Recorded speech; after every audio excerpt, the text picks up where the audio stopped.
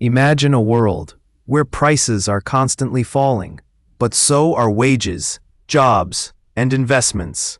Deflation isn't just about cheaper goods. It's an economic death spiral that can wipe out your savings and future. Are you prepared for the next economic crisis?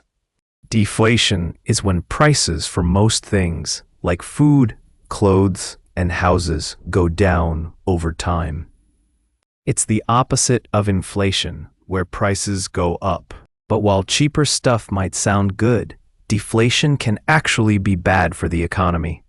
Deflation usually happens when there's less demand for goods and services, or when there's too much supply. Imagine if everyone suddenly stopped buying new phones. Phone companies would have to lower prices to sell them. Or think about a new technology that makes it much cheaper to produce cars. The price of cars might fall because there are so many available. Now here's why deflation can be a problem. When prices are falling, people often wait to buy things, hoping they'll get even cheaper. This means businesses sell less, and they might have to cut wages or even lay off workers. If people are earning less or losing their jobs, they spend even less money, which makes prices fall even further. It's a vicious cycle. Also, if you have debt, like a student loan or a mortgage, deflation makes it harder to pay back.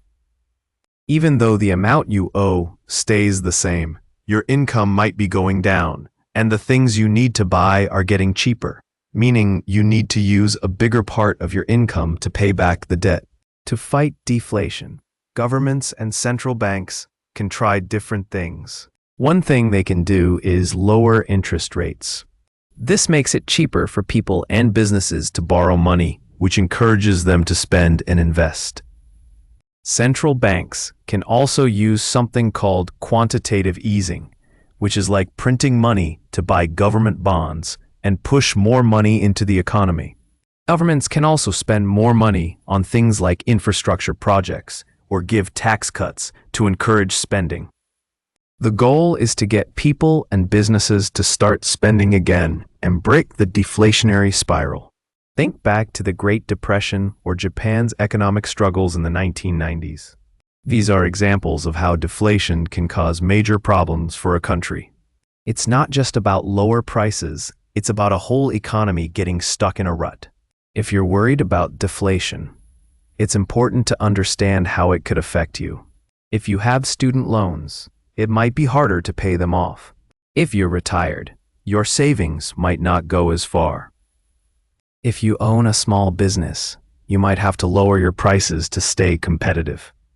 And if you're an investor, you need to be aware of the risks and opportunities that deflation can create.